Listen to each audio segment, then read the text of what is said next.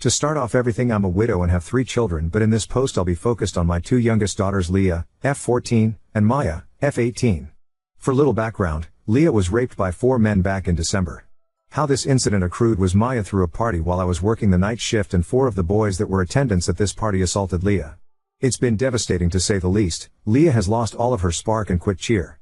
Plus on top of that, she opted out of her freshman year by just continuing to do courses online. She doesn't sleep in her room anymore but with me and just wears my late husband's hoodies all day, and I feel so helpless as a mother because I don't know how I can help her. Throughout the investigation a lot of things came out regarding Maya's part in this.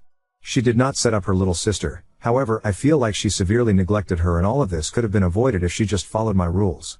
I never approved a party. I left in her charge of watching Leah, and before you guys say well you're her mother, it's not her job to watch your kid, but the thing is, it was her job. I pay her really well to look after her sister while I work nights. It's been an agreement we had for years. Leah is not special needs in any way. The only thing I asked of Maya is that she makes sure her sister does her homework and gets to bed at a reasonable time. The men that assaulted Leah, Maya invited herself. She knew them personally and knew they had affiliates to gangs and did not care. Instead, what I found out in this investigation, she tried to put Leah with one of these boys and Leah was not interested. This boy was harassing Leah all night, trying to get her to kiss him.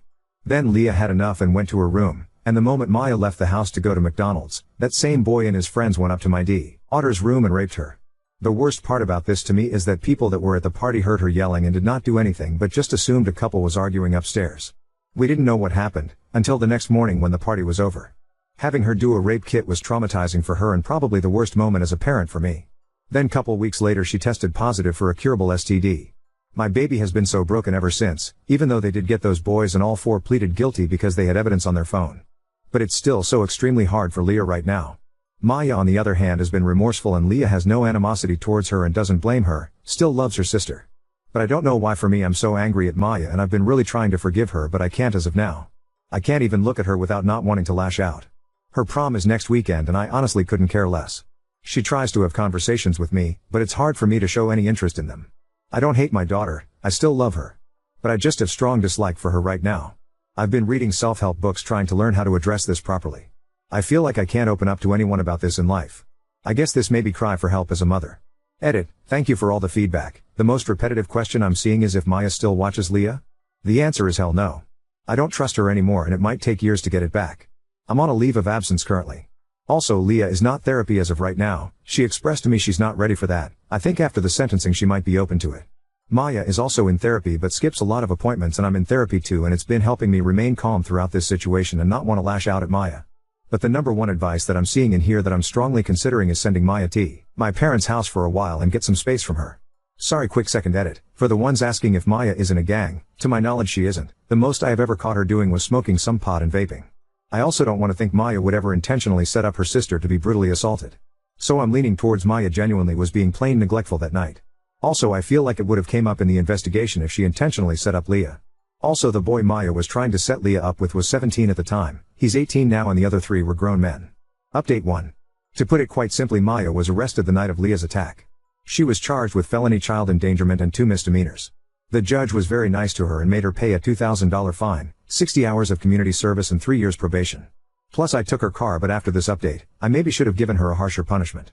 But back to the update. TLDR at the bottom. On Thursday afternoon, me and Maya got into a fight. The dispute happened because Leah came to me virtually upset and on the verge of tears. Because 5 people messaged her that day, expressing condolences about her attack. Leah has been very clear she doesn't want anyone that she knows to know that she was the victim of the attack. Upon further investigation, it turns out Maya told a group chat of 27 people that Leah was the victim. Leah vocalized to me how humiliated she feels and that she can't ever go back to school next year. I of course then go confront Maya about it. She kept saying I was overacting and that Leah was being dramatic.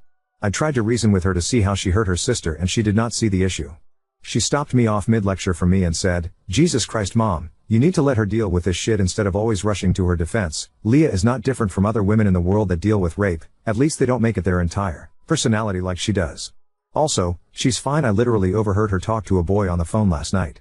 It just clicked for me at that moment that she was not actually remorseful at all and that I just witnessed her mask slip. I just responded with "pack your shit up," and that she will be staying with my parents until I allow her back. That's exactly what she did. But the next morning I got a text from Maya to meet her at her therapist appointment that was later that day.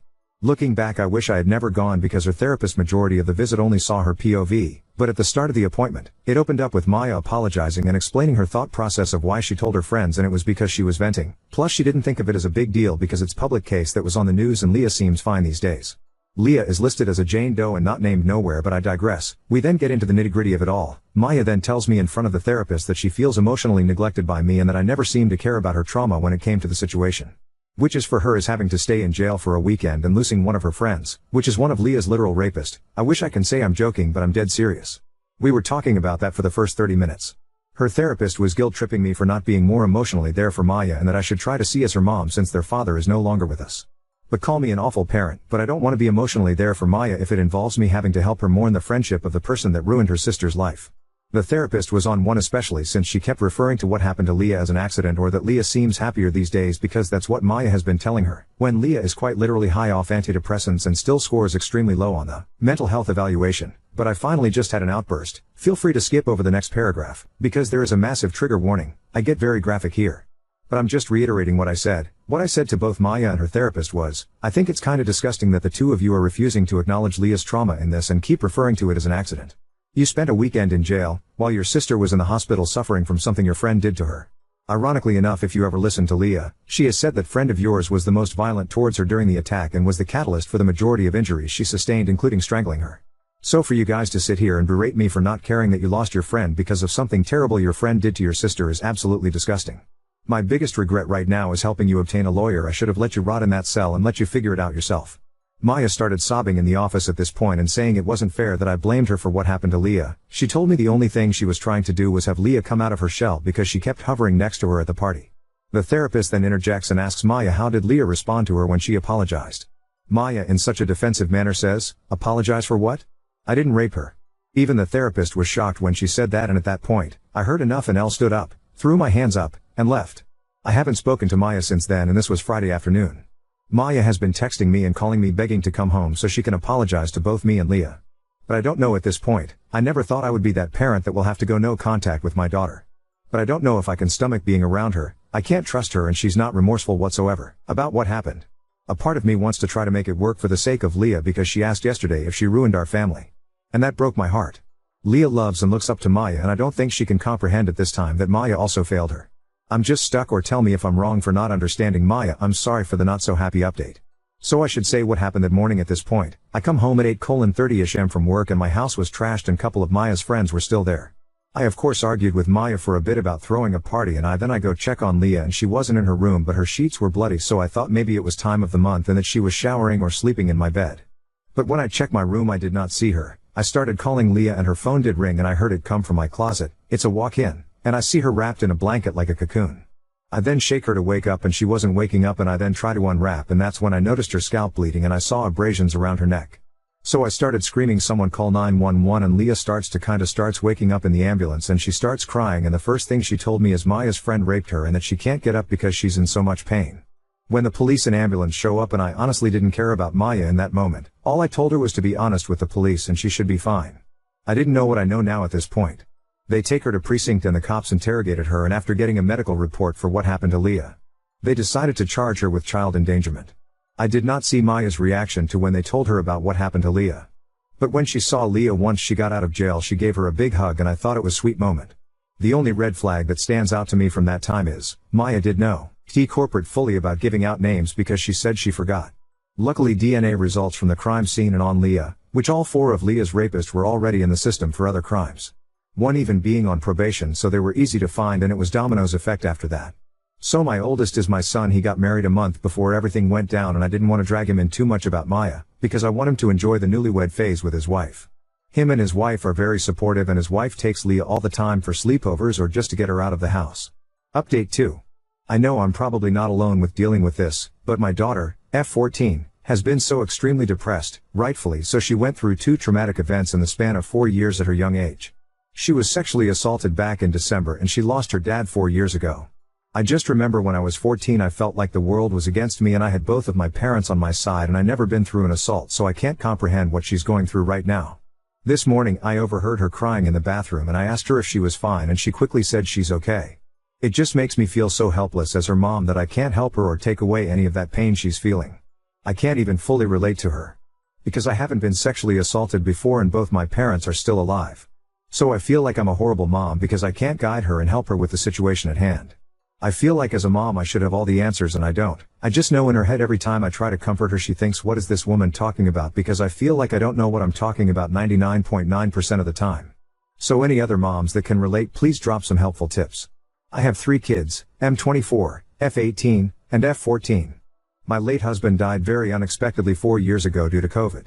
He didn't have a will, but we had a Lee Fay insurance policy that provided a $360,000 death benefit. As his spouse, I received the full amount.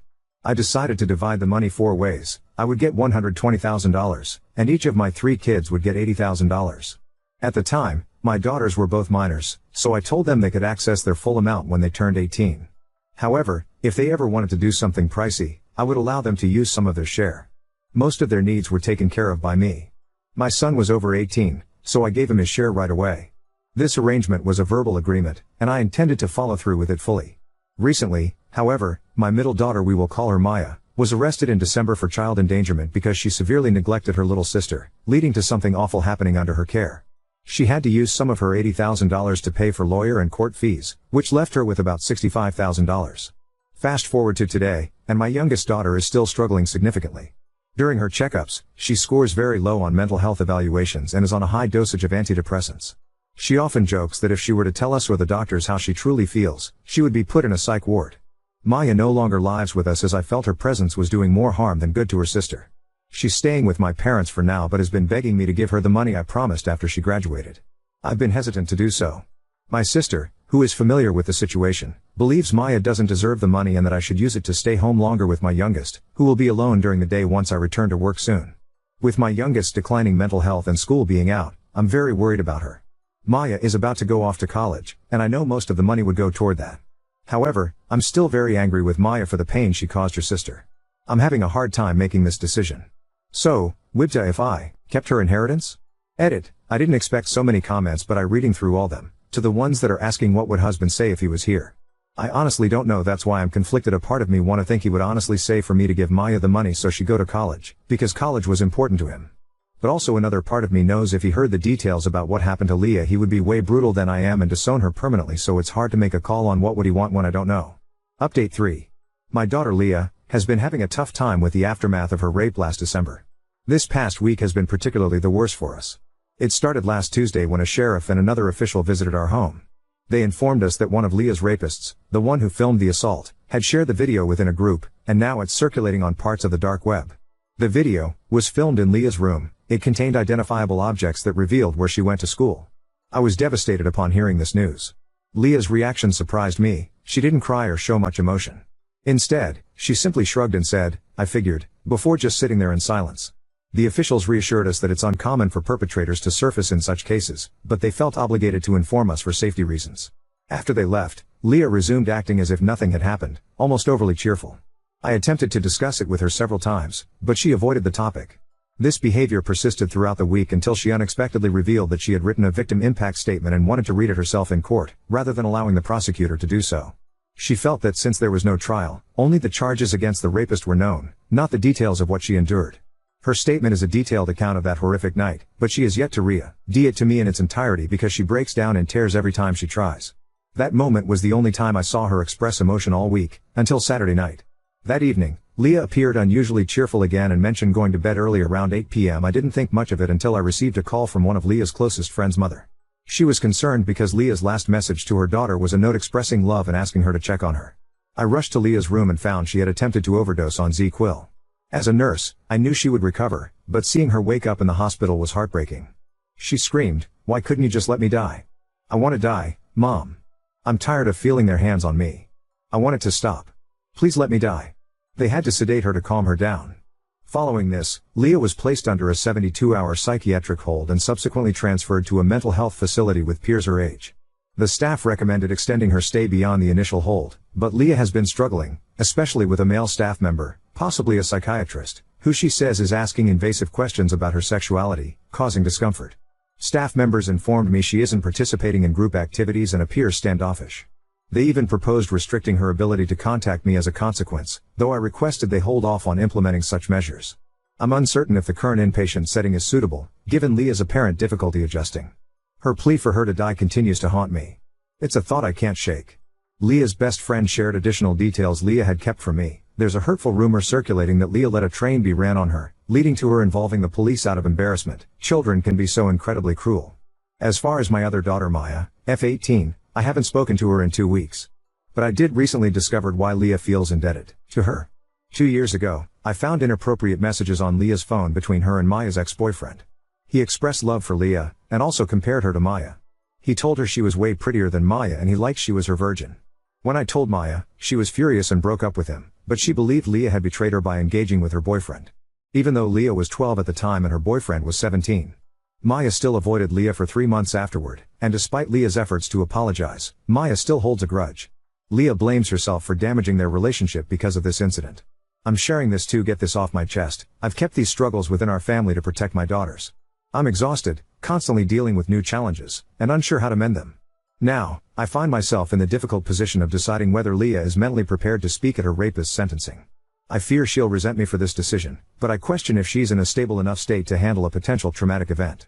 Because these boys actually have character witnesses. Update 4. More information on the psych, so I talked to Leah further about what the psych said to her make her uncomfortable. She told me when I left they made her sit down with him one-on-one. To basically debrief why she was there and what's causing her to have these thoughts, and she opened up to him and told her about the rape. However, he asked her if this was her only sexual experience and she told him yes. But he kept questioning her like he didn't believe it was her only experience and saying to her that he won't tell me if it wasn't that she can say it, and she kept having tell him no, that was her only experience. Then he asked about her sexuality, if she's still attracted to men, and she just told him that she doesn't think about relationships right now. She just said that she felt weird about him asking a lot of questions about her sex life, when it was just those two alone in a room with the door closed. I'm not gonna accuse the psych of being a creep, because maybe he was simply doing his job, but I feel like he should have known to have a female staff ask her those questions. Or just have a woman present. He had have seen her chart before he seen her.